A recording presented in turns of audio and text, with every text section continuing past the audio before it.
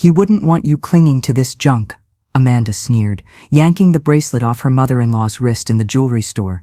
Margaret Cole, widow of Richard Cole and grandmother of two, didn't shout. Amanda, the daughter-in-law she'd once welcomed with open arms, twirled the gold like it already belonged to her. By morning, the store's most exclusive buyer, the billionaire who overheard, would make sure that bracelet stayed in Margaret's hands. She'd been just a grieving widow now. She was the woman with powerful allies. And when Amanda learned the billionaire's name was etched on the purchase slip, she finally realized whose side wealth had chosen. Drop your city or country in the comments, and make sure you're subscribed for all the latest updates. Some jewelry carries weight. Mine carried a life. Wheeler's fine jewelry glowed warm with holiday lights, each case lit like a stage. Diamond rings glittered behind glass, but Martha wasn't drawn to them. Her fingers rested protectively on her wrist, where a simple gold bracelet sat, worn thin with time, but full of memory.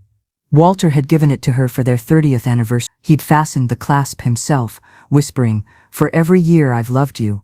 He was gone now. 5 winters passed, but the bracelet never left her wrist. Not once. It was the last piece of him she could still touch. Jenna's voice broke through the soft instrumental music. "You're seriously still wearing that?" Martha turned slightly.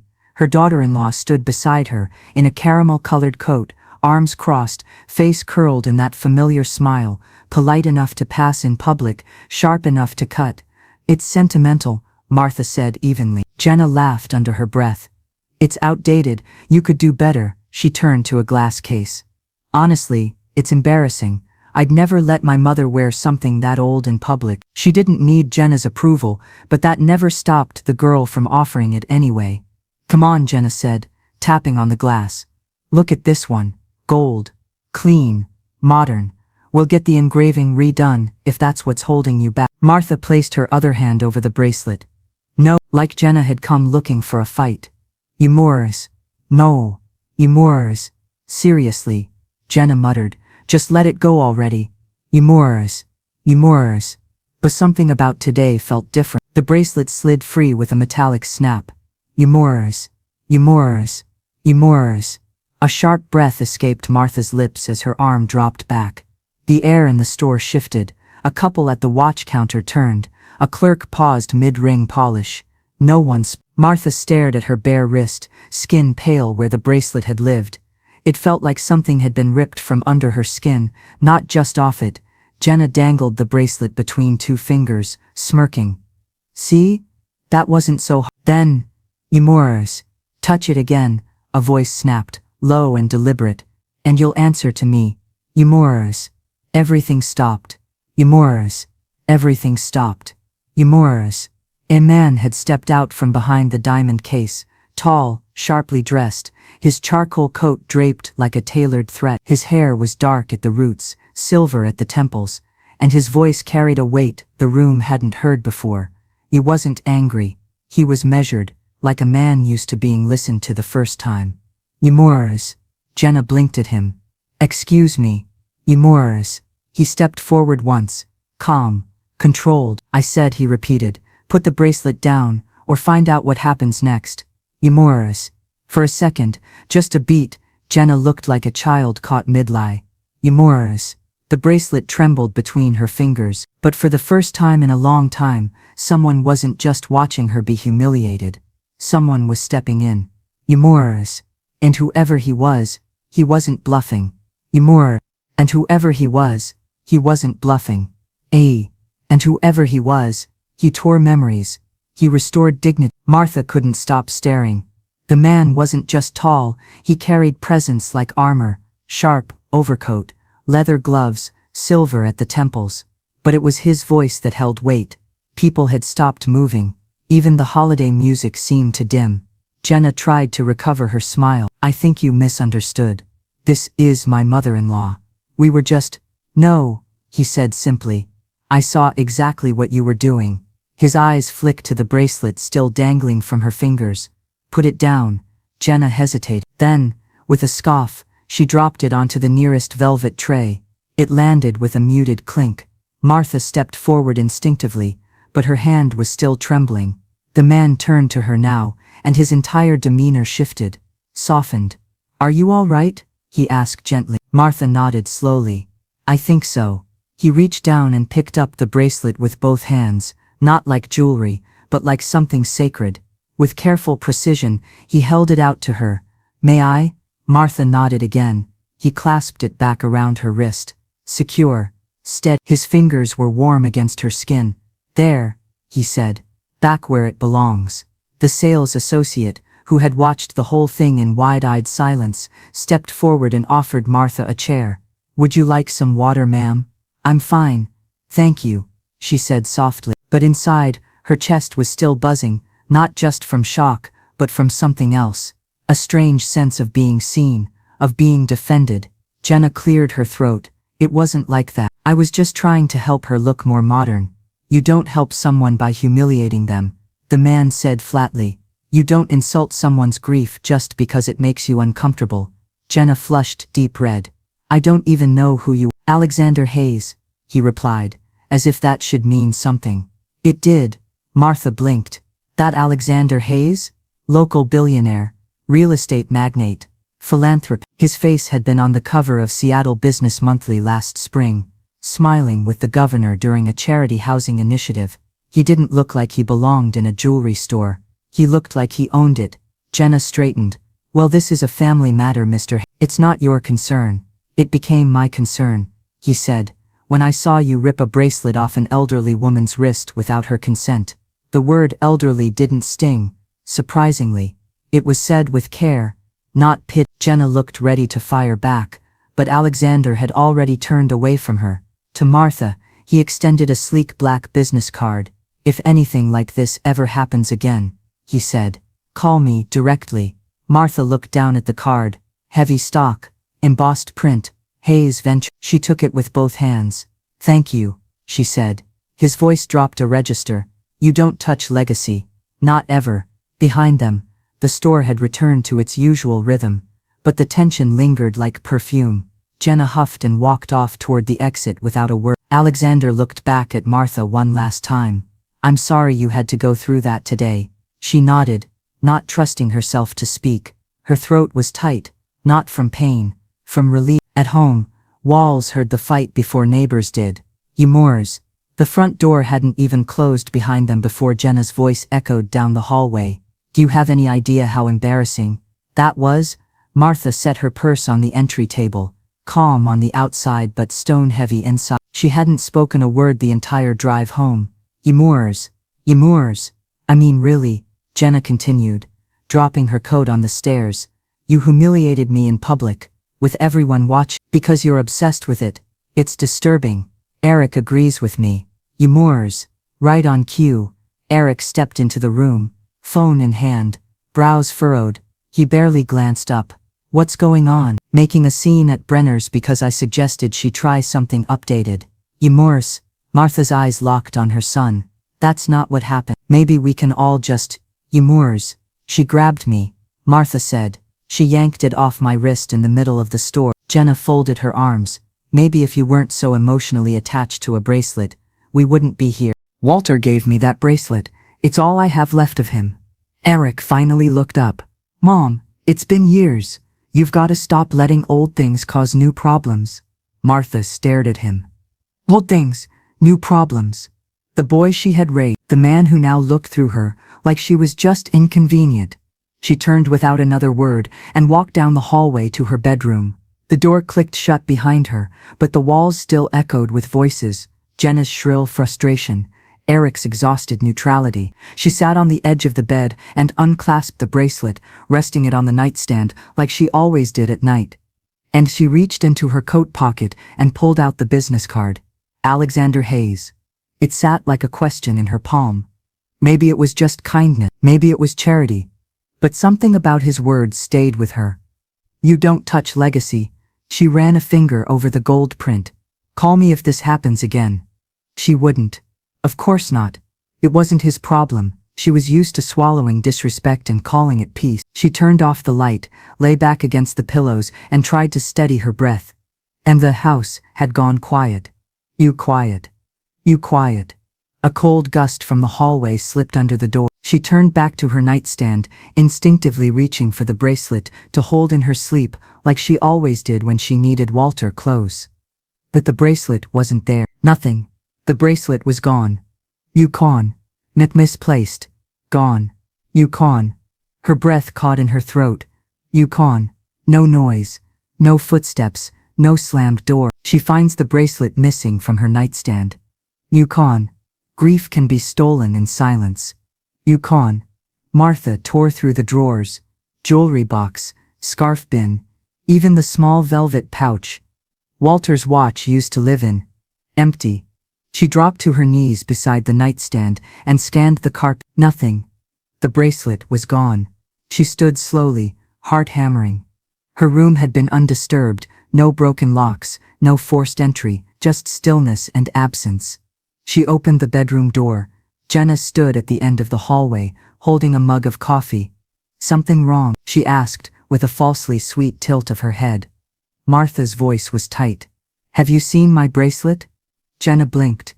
Your little antique? You know which one? Jenna sipped her coffee. No idea. Maybe you left it in the car. I didn't. Martha took a step forward. It was on my nightstand. Jenna shrugged. You're always losing things lately. Maybe check the laundry? It wasn't a suggestion. It was a smirk hidden behind a porcelain mug.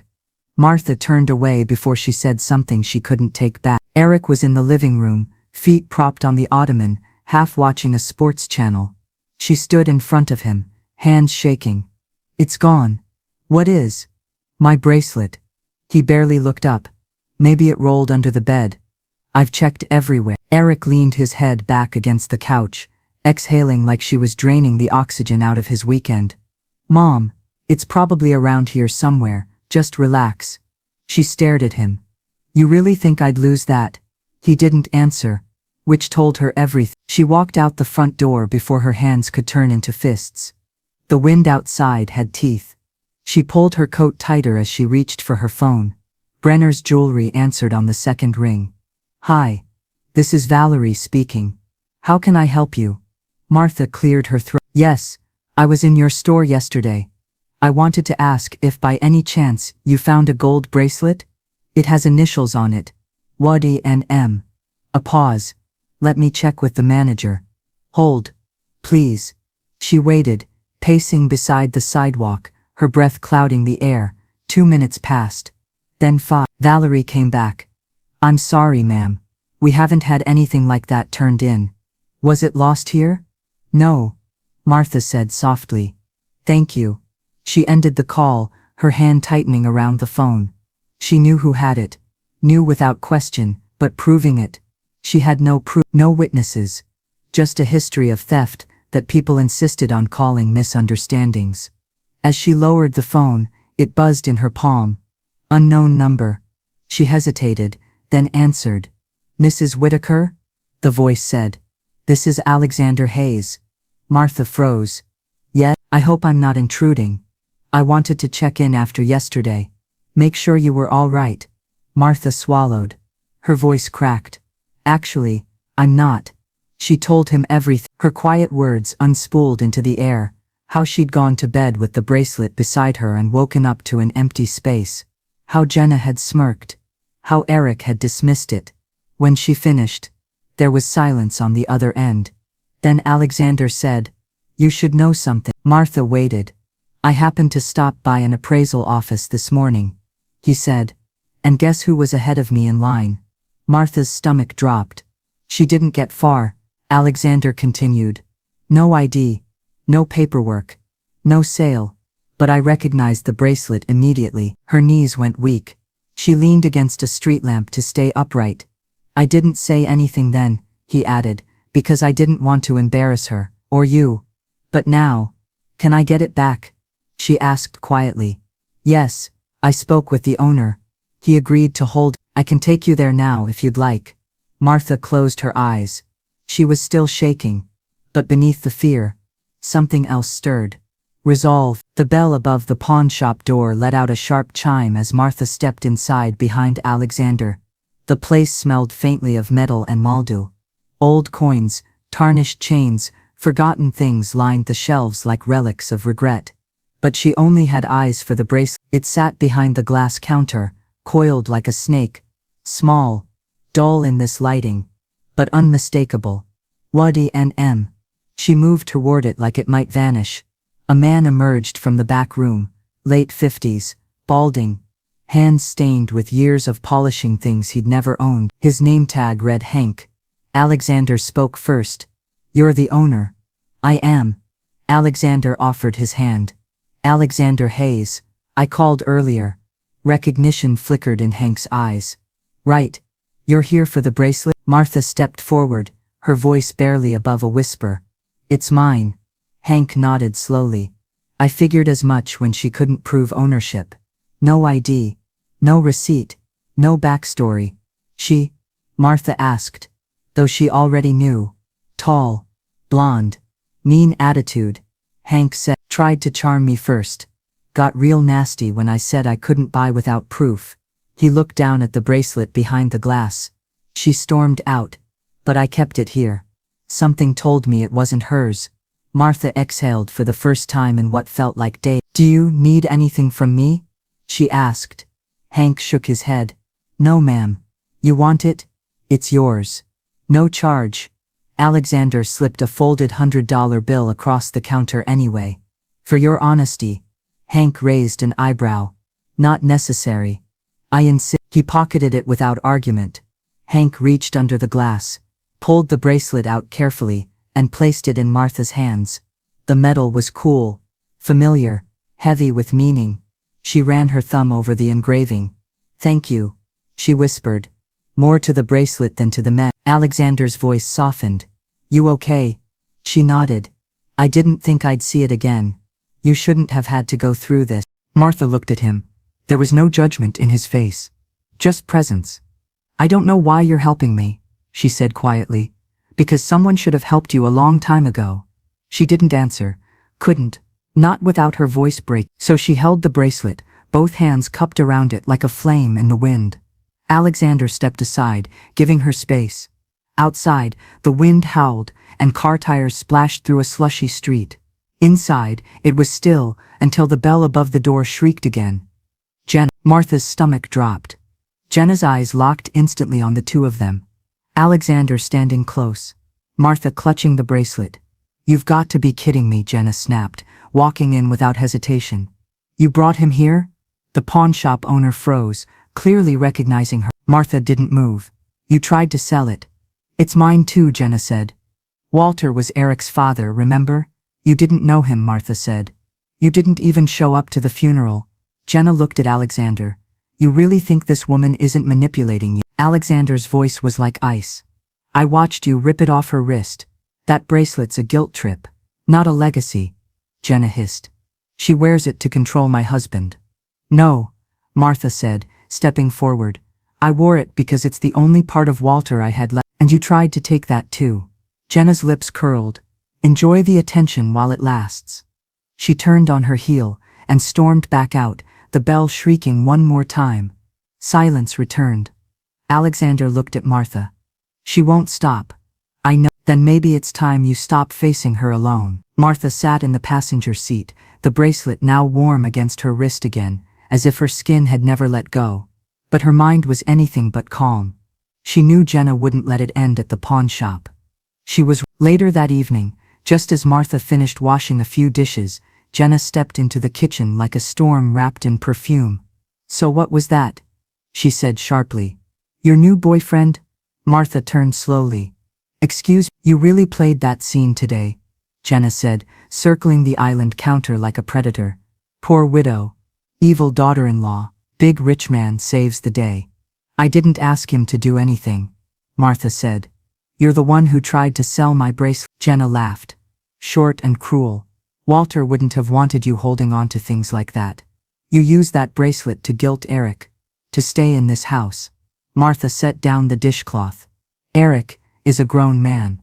And that bracelet has nothing to do with you." "He's my husband," Jenna snapped. "If you think you're going to poison him against me with your little sob story, he's already poisoned," Martha said calmly.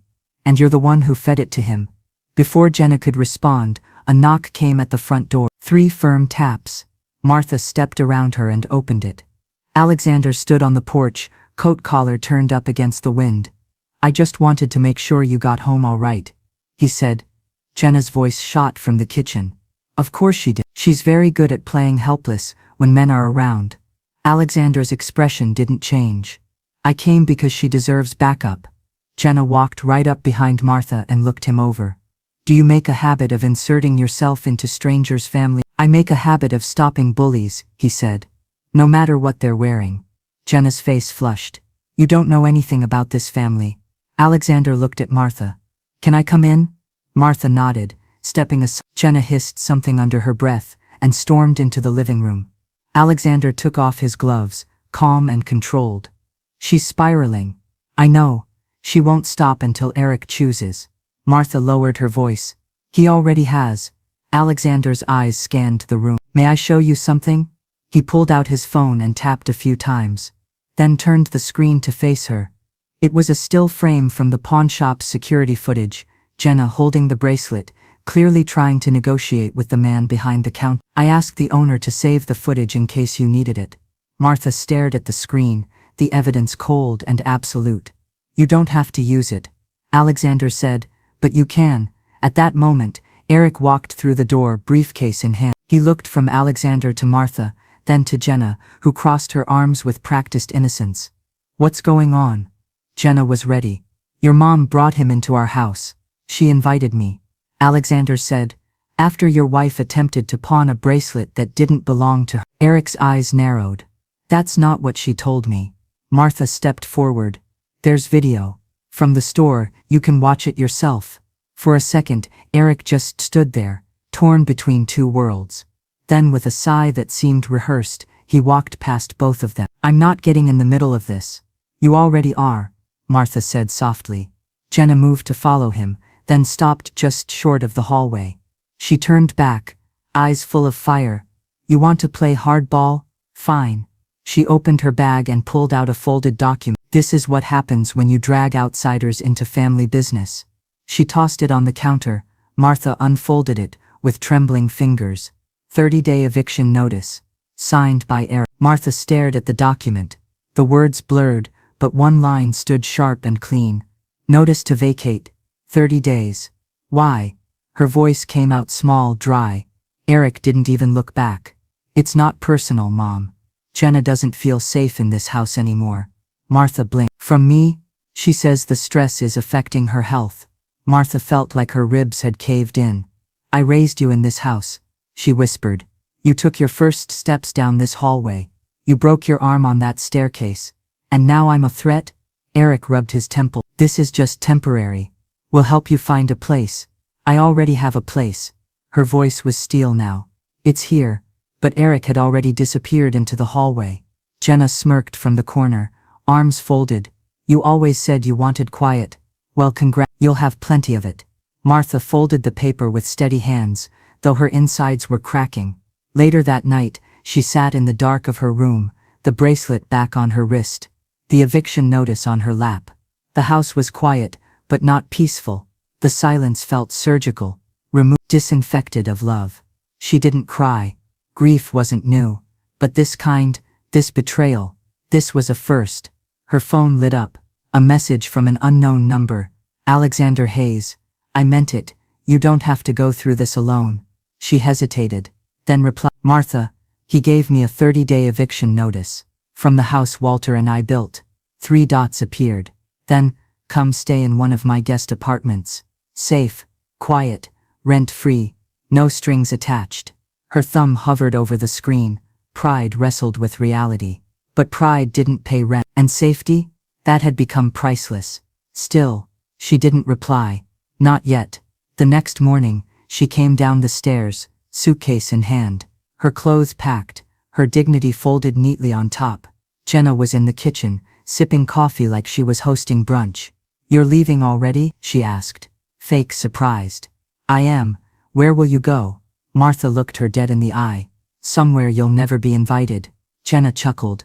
"I'll be sure to redecorate your room. Maybe finally put in that wine fridge." Martha smiled, thin and cold. "Fill it with champagne. You'll need it when the truth finally catches up to you." Jenna opened the door, still smug, but her eyes flickered when a black SUV pulled up to the curb. Alexander stepped out, dressed in sharp gray, the morning sun catching the silver in his hair. He walked up the path without hesitation. "Ready?" he asked Martha. Jenna's smile twitched. Martha nodded and stepped outside, suitcase rolling behind her. As they pulled away, she didn't look back. She didn't need to. That house wasn't hers anymore. She accepts when Jenna mocks her with a suitcase at the door. "They threw me out. He gave me shelter." Alexander unlocked the door at the end of the corridor. "You sure you don't mind?" she asked again. He gave her a quiet smile. "I own the building, Martha. I've let strangers stay here. You're not a stranger." The door opened to light and stillness, hardwood floors, tall windows, cream walls kissed by the late morning sun. The apartment was modern but not cold, furnished in soft neutrals. Everything pristine and calm. A deep exhale left her lips, the kind she didn't know she'd been holding. She stepped inside, the bracelet on her wrist catching the sunlight. Alexander set her suitcase by the bedroom. "Take all the time you need. Fridge is stocked. Keys are yours. And no, you don't owe me rent." She turned to him. "Why are you doing this?" He didn't answer right away. Then, "Because the people who should have protected you did." For a moment, they stood in silence, the air between them no longer awkward, just honest. "Coffee?" he asked gently. "You know," Martha said, "I used to make Walter coffee every morning. Same mug, same seat, same creaky chair." Alexander smiled. "You still miss him?" "Every day," she replied. "But it's different now. The grief feels quieter. And guilty." "Why guilty?" She looked out the window. "Because I'm still here. And I'm okay. And that feels wrong, sometimes." He nodded, without trying to fix it. Just listened. The kind of listening she hadn't felt in years. Abu Khan. Word about the widow and the billionaire spread fast. By the third day, neighbors in the building had begun whispering in elevators. Some were curious, some judgmental, but all eyes lingered. One woman caught Martha at the mailbox. "You're the one staying in 12G, right?" she asked, tight smile. "With Mr. Hay." Martha smiled back, polite but unreadable. "I'm staying. He owns the place." By the end of the week, someone had left a plate of brownies at her door. By the end of the next, she had started saying home instead of the apartment. Alexander stopped by often, never too long, never too little.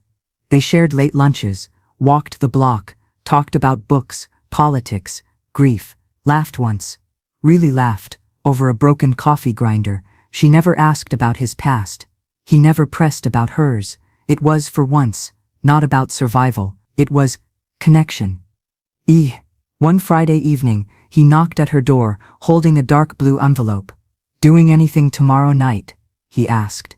"Besides watching old Christmas movies and ignoring my phone?" "Not really." He handed her the envelope. Inside was a card printed in gold foil. "Seattle Children's Heart Fund. Annual Winter Gala. Guest of Alexander Hayes." She looked up, brow raised. "Is this a charity event?" she asked. "Or a test of my posture and patience?" "Both," he smirked. "I'd like you to come. I'd be proud to introduce you." She hesitated, old voices creeping up again. "You're too old, too plain. You don't belong in rooms like that anymore." But his eyes didn't hold pity, just respect, and something quieter. Invitation. "They erased me from family. He placed me in society." The ballroom was wrapped in gold. Light spilled from chandeliers like poured champagne. Soft music laced the air, and diamonds sparkled on every wrist and collarbone. But none of it made Martha flinch. She stepped through the arched entrance, her borrowed gown swishing softly around her ankles. Dark navy satin, fitted at the waist, elegant without trying. The bracelet on her wrist glinted proudly beneath the lace sleeve. Alexander met her halfway across the room. "You look incredible," he said, offering his arm. She smiled. "You clean up all right yourself." Heads turned as they walked in together, the notorious billionaire and the mysterious woman on his arm. Some leaned in to whisper. Others simply stared. Martha kept her chin high. At a corner table, a couple leaned over. "That's her," the woman said. "The widow. The one from the Hayes building." Someone else murmured. "I heard her daughter-in-law tried to steal from her." The whispers didn't sting. They didn't stick at all. For once her story wasn't being rewritten. It was being respected. An hour in, Alexander introduced her to the director of the Children's Foundation, to a judge, to a congresswoman, all with the same line. This is Martha Whitaker, a woman whose grace humbles me daily. Not my friend, not my guest, just Martha. Her name, said, with meaning. She hadn't felt like a whole person in months, maybe years, but tonight, she was standing on both feet again, whole. Halfway through dinner, she caught Alexander watching her from across the table, quiet, observant. I'm not sure what you're thinking, she said, but I hope it's not that I look uncomfortable. He smirked. I was thinking you belong here more than half the people in this room. Martha laughed softly. I haven't worn heels this long in years. My feet disagree. He lifted his glass. To pain worth enduring. They toasted. Her phone buzzed in her purse. She didn't check it. Nothing from that old life could touch her here. But across town, that old life was very much watching. Jenna scrolled through the gala's Instagram feed, her jaw tightening with each photo. Martha, smiling. Martha, radiant.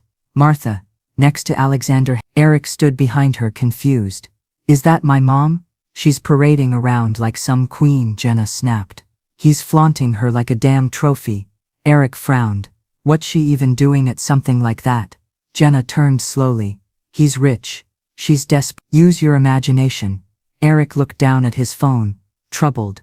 Do we still have that file? Jenna asked. The one your lawyer drafted. Eric hesitated. You want to hit her now? She humiliated us. Jenna hissed. She needs to remember her play. Back at the gala, Martha stepped away from the crowd for a moment, needing air. The balcony was empty, overlooking the city. Cold air kissed her cheeks. She didn't hear Alexander step up behind her until he said, Not escaping, are you? She turned. Just breathe. Before he could reply, a commotion stirred near the ballroom entrance. Raised voices, movement. Then let me through. That's my mother.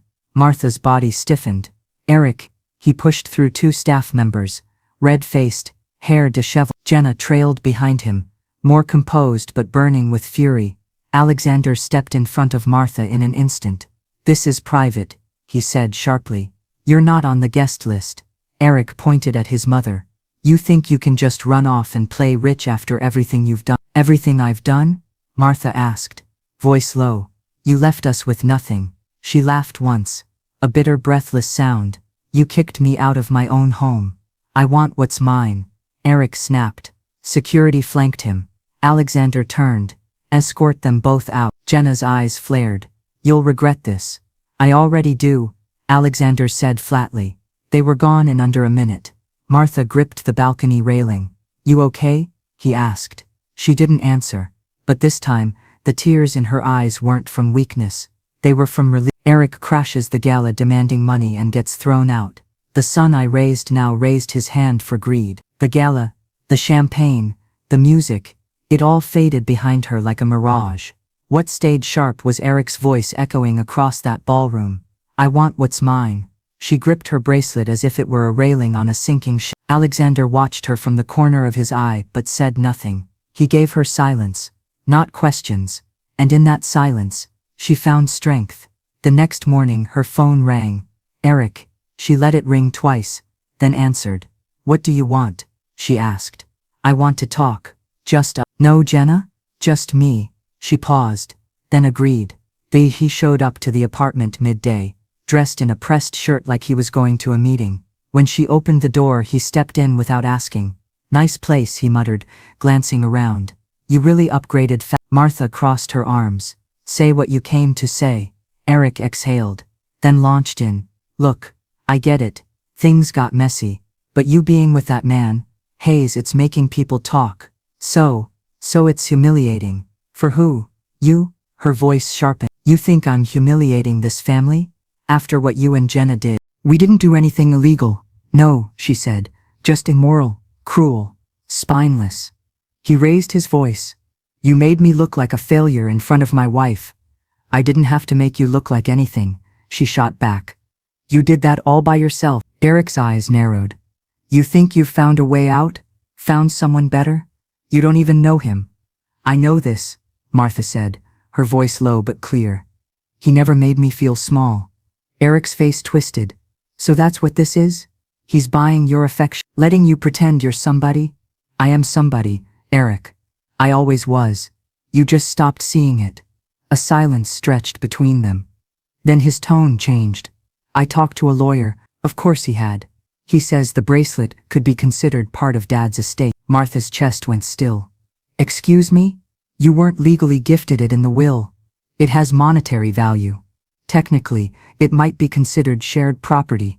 She stared at him, mouth parting in disbelief. You're suing me over a bracelet. It's not just the bracelet, Eric said. You left. You took things. You're aligning yourself with a billionaire. People are watching. This isn't about legacy, she said. It's about greed. You raised me to protect what's mine. No, she snapped. I raised you to protect what matters. He went quiet. I gave you everything, she said. You gave me nothing. Not even the benefit of the doubt. Not when your wife mocked me. Not when she humiliated me. Not when she stole from me. I didn't see it that way. You didn't want to. You didn't want to. A knock came at the door. Alexander. He opened it halfway when he saw Eric. His expression stayed neutral. Problem? No, Martha said, not breaking eye contact with her son. Just clarity. Eric looked between them.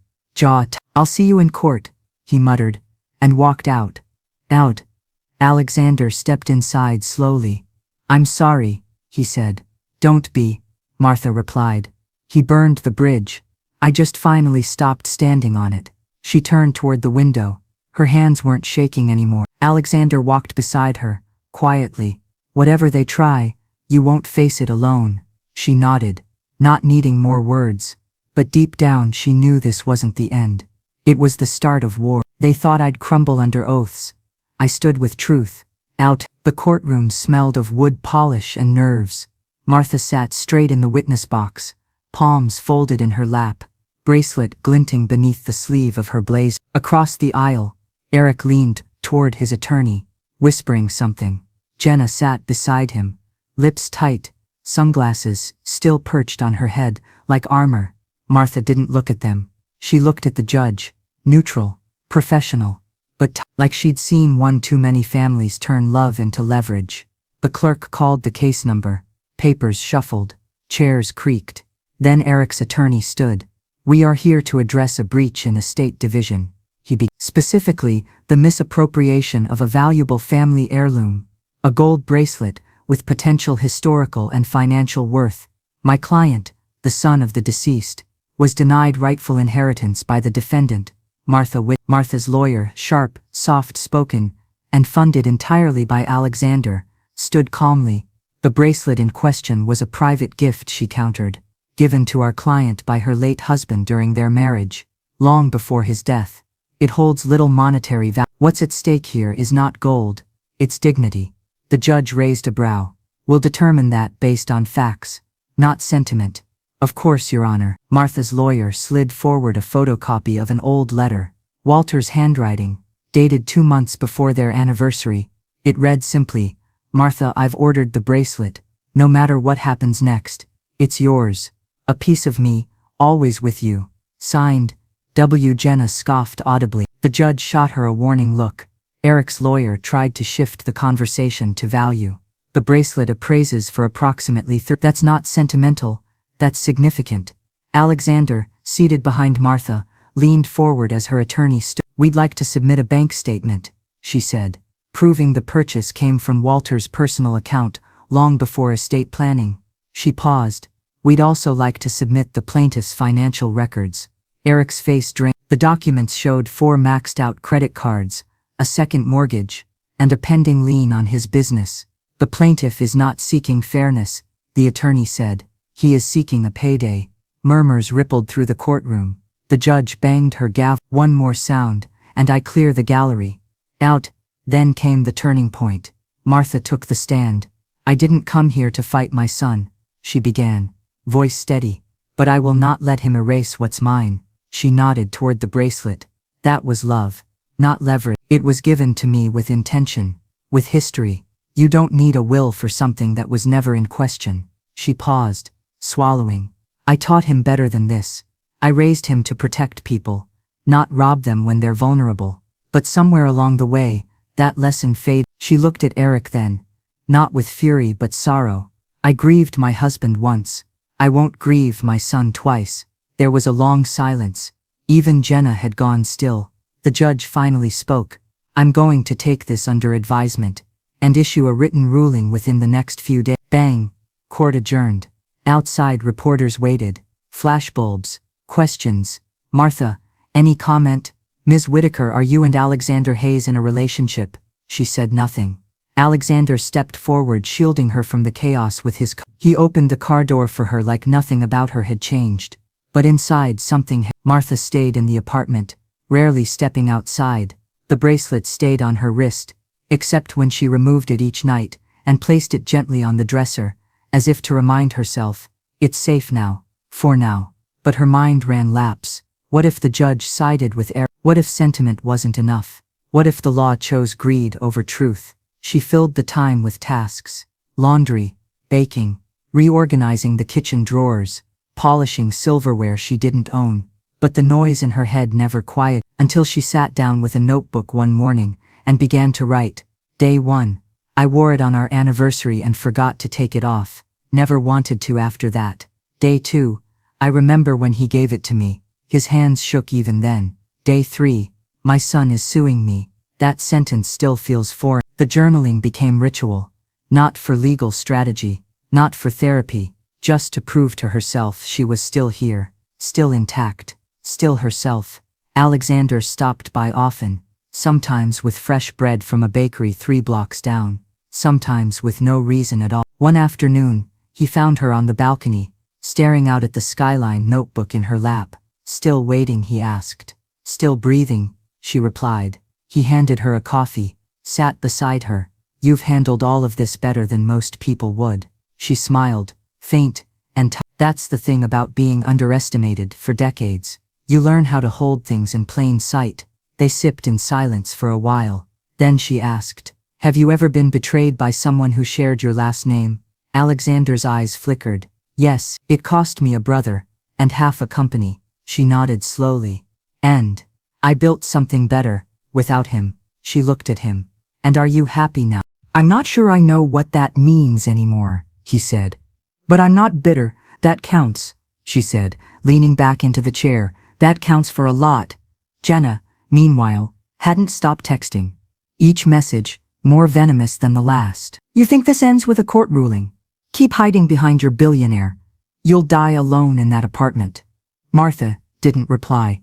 Didn't need to, because every day she didn't engage, she reclaimed a piece of herself. And every night, as the sun dipped low behind the skyline, she whispered to Walter's memory, I'm still standing.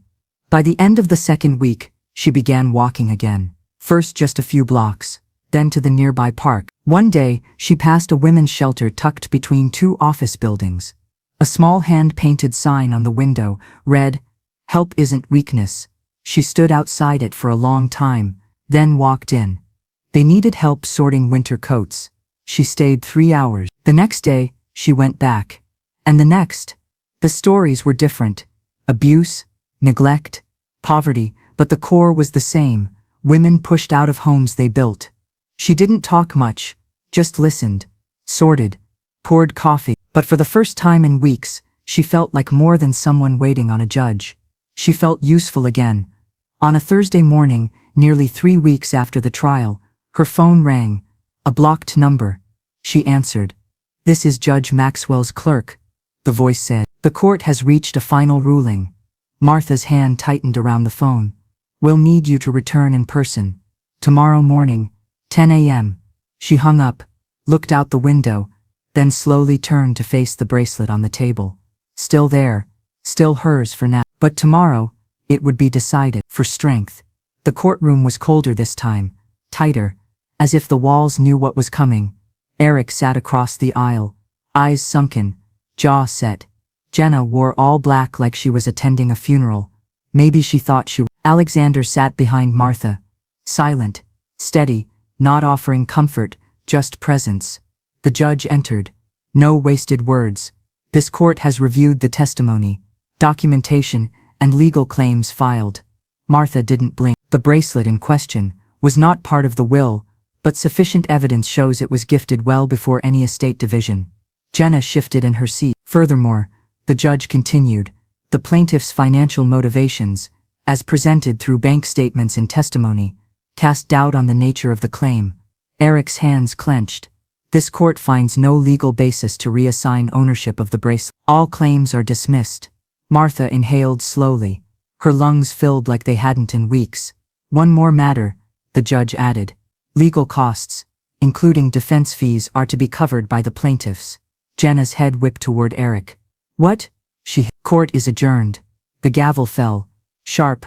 Final. Outside the courthouse, the sky was wide and clear. Cold, but not biting. Reporters waited again. Martha, a word. Will you be suing for damages? Are you and Mr. Hayes official? She said nothing. Walked past the flashing cameras with quiet dignity. Alexander opened the car door for her. You handled that beautifully. I didn't win, she said softly. I proved something. And that's harder. She glanced back toward the courthouse door. Eric stood there, shoulders slumped, a paper in his hand.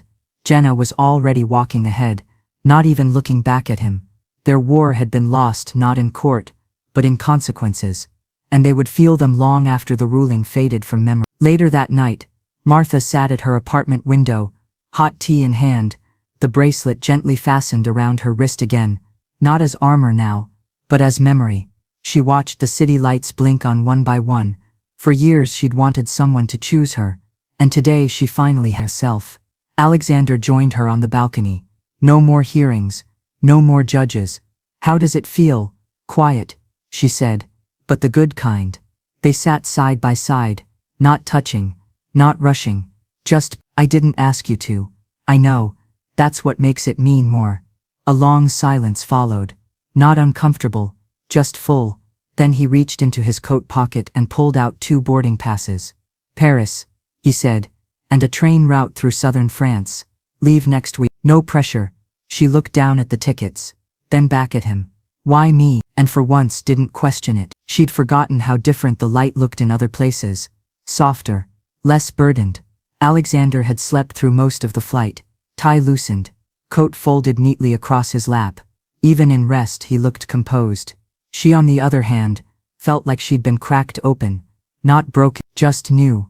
They stayed in a modest villa outside the city, not the grand kind you see in glossy travel brochures, but one tucked behind olive trees, with chipped shutters and wild ivy curling up the walls. It was perfect. She unpacked slowly, setting her journal beside the bed. The bracelet stayed on her wrist, but now, not as a shield. It had become something quieter, something whole. Touched ancient stones in Provence, and said nothing, because nothing needed to be said. One afternoon, standing in front of a Monet canvas, Martha whispered, I forgot how color used to make me feel. Alexander didn't answer. He simply took her hand, not possessively, not dramatically, just in acknowledgement. She let him. Over dinner one evening, on a terrace overlooking a lavender field, she laughed, really laughed, when Alexander tried to pronounce a wine label, and butchered it beyond recognition. He looked at her and grinned. There it is. What? Your smile. The real one. I've smiled before. Not like that. She quieted. It feels like I can breathe again.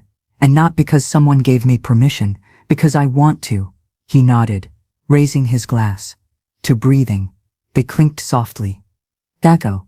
One morning, they visited a seaside village known for its cliff paths. The breeze was crisp. She wore one of Walter's old scarves, not out of mourning, but memory. As they reached the highest point, overlooking a quiet blue harbor, she exhaled.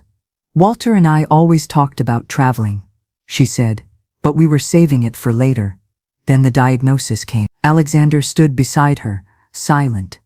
I spent so long clinging to what we never finished, she continued. It never occurred to me that grief could change shape, that it could make space. He turned to her, voice gentle. You don't have to rush it, or define it. She looked at him. I'm not rushing. I'm ready. He studied her for a moment, then pulled something from his jacket pocket.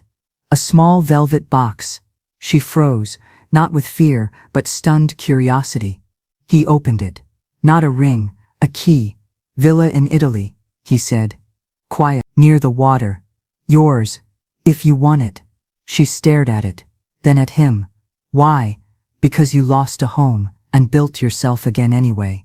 That deserves more than applause, it deserves sanctuary. Her hand trembled as she reached for it. When her fingers closed around the key, it didn't feel like ownership.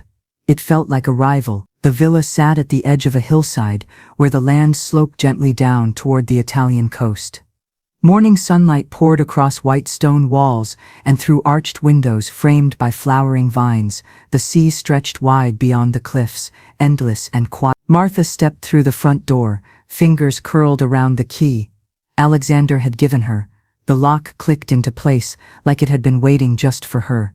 The space inside was open, warm, simple. Everything she never thought she'd want, yet somehow exactly what she needed. There were no ghosts here. No shadows of arguments or slammed doors, no rooms that remembered what her son had said, no hallway where Jenna rolled her eyes, just light and silence. The good kind. He placed them gently on the windowsill and stepped back, giving her the room to absorb it. She moved slowly from room to room, a sunlit kitchen with hand-painted tiles, a small study with built-in shelves, a reading nook beneath a window overlooking the coast, a garden out back with olive trees and stone paths that curved into quiet corners. He watched her with the patience of someone who wasn't giving a gift, but returning something that was stolen. I don't know what to say, she finally whispered. You don't have to. She looked at him, truly looked, the man who stepped between her and cruelty in a jewelry store, who gave her shelter when her own son gave her a deadline, who handed her a key, not to buy her, but to remind her she was still worth protecting. Walter would have liked you, she said softly. I would have liked him. When she unfastened the bracelet, she didn't set it on the nightstand like she had in the apartment. Instead, she opened the armoire in the corner of the bedroom and pulled out a small velvet box. She placed the bracelet inside, tucked the box into the drawer, and locked it. She stood there for a long moment, hand resting on the wood. I carried you long enough, she whispered. You're safe now. That evening, laughter echoed through the villa, not forced, not polite. She and Alexander sat on the terrace beneath strings of glowing bulbs, sharing olives and stories that had once been too painful to speak aloud. The wind was soft, the sky dusted with stars, and for the first time in years, Martha didn't feel like a survivor. She felt like a woman with a life of her own. Of the current. Later, alone, she opened her journal and began her final entry. They stole my place at the table. They tried to steal my memory, but they couldn't steal my dignity. Betrayal gave me freedom. Kindness gave me life. The bracelet was never the legacy. I am. She closed the book and smiled.